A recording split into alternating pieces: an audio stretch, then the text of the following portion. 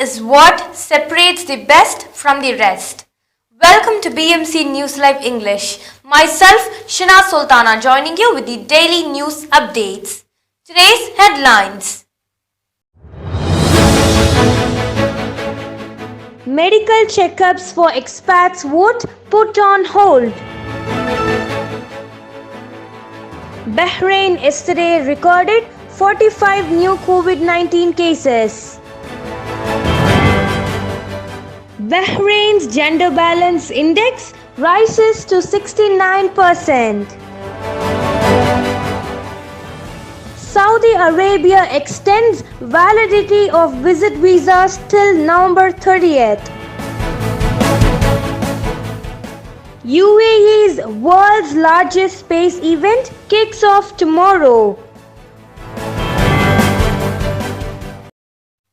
News in detail. A new legislation that would have forced expatriate employees to undergo medical checkups whenever their contracts were up for renewal has been put on hold pending further assessment. An amendment to Article 24 of the 2006 Labour Market Regulatory Law has been presented by 5 Shura members, spearheaded by Youth and Sport Committee Vice Chairwoman Shabika Al-Fadala. Lofty vision and sound directives of His Majesty King Hamad are guiding parliamentary action.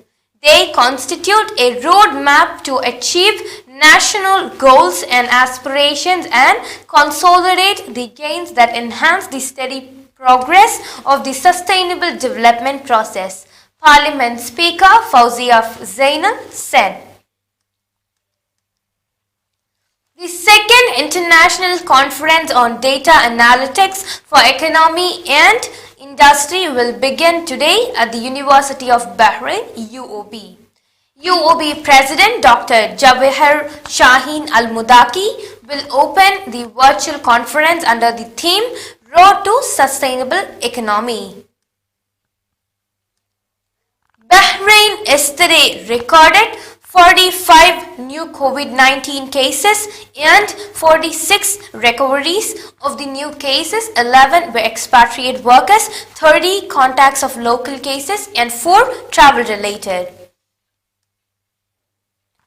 Bahrain will focus on economic growth based on knowledge and innovation and enhancing the kingdom's competitive position. Finance and National Economy Minister Sheikh Salman bin Khalifa Al Khalifa said. This will be achieved through the implementation of a number of strategic initiatives which revolve around 5 main objectives: creating promising job opportunities for citizens and making citizens the employee of choice in the labor market, streamlining and increasing the effectiveness of commercial procedures, implementing strategic projects, developing promising sectors, and achieving financial stability and economic stability, the minister said. A report measuring the effectiveness and impact of policies and legislation in achieving the national plan for the advancement of Bahraini women and strengthening the country's position as a center of international expertise in women's affairs has received the cabinet's backing. Yesterday's weekly session, chaired by His Royal Highness Prince Salman bin Hamad Al Khalifa, Crown Prince and Prime Minister, approved a memorandum by the Finance and National Economy Minister on the National Gender Balance Report 2019 to 2020, prepared by the Supreme Council for Women. Bahrain's cabinet has directed government agencies to follow up on the recommendations in the National Audit Office (NAO) Annual Report 2021 to 2021. They have been asked to take the necessary measures to develop the management of public funds as well as their administrative and financial performance. Now we shall go for short commercial break. All your favorite products under one roof in Bahrain. at 27-year-old Megamart and Macromart. Bakery,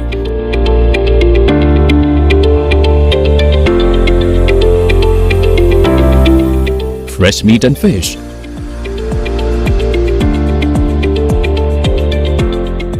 fruits and vegetables,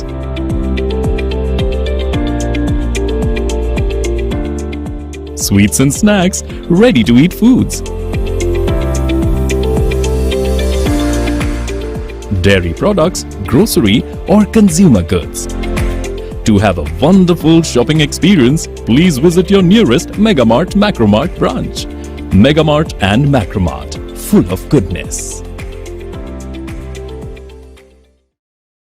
Welcome back. Saudi Arabia announced that the validity of visit visas of those people from countries facing travel ban will be extended until November 30th. The extension of visa will be made automatically without charging any fees, the ministry said in a statement on its Twitter account. The ministry clarified that the beneficiaries of this will be holders of visit visas of which the validity had been expired during the period of suspension of direct entry to Saudi Arabia from these countries following the outbreak of the coronavirus pandemic. The 72nd International Astronautical Congress (IAO), the world's largest global space event, kicks off tomorrow, October 25th, which is today, at the Dubai World Trade Center. The 5-day event, which runs until October 29th, is being held in the Middle East for the first time. Over 4,000 visitors have registered for this year's edition, which will see over 90 exhibitors and more than 110 country delegations and 350 young professionals and space experts. Kuwaiti authorities are expected to announce this weekend scrapping a controversial ban on employing expatriates above 60 who hold no university degrees, according to a local newspaper. Earlier this month, the Kuwaiti Legal Advice and Legislation Department invalidated the ban issued in August last year, saying it had no legal basis. The department, a cabinet affiliate, added that the ban had been issued by the PAM Director General without authorization. The paper, citing the sources, said one new proposal up for discussion is to levy KD 250 and health insurance as prerequisites for renewal. There was no immediate comment for authorities. Around 2013, such expatriates have been forced out of the work market in Kuwait in the first 6 months of enforcing the decision, Al-Khabaz newspaper reported recently. Registration fees for investors given special residency visas has been set at 500 OMR for a 10-year visa and a 300 OMR for one that lasts 5 years. Furthermore, the cost of renewing these visas, which must be done every 3 years, is also the same as the registration fee. Investors can also apply for visas for their spouses and their children. The visa cost of investors for 10-year period will be 100 OMR and 50 OMR for a 5-year commitment. These visas can also be renewed for the same price as applying for them. The visa is valid for a period not exceeding 1 year, subject to extension for a similar period based on the approval of the competent authority. The visa entitles its holder to enter and reside in the country for a period not exceeding 3 months each time.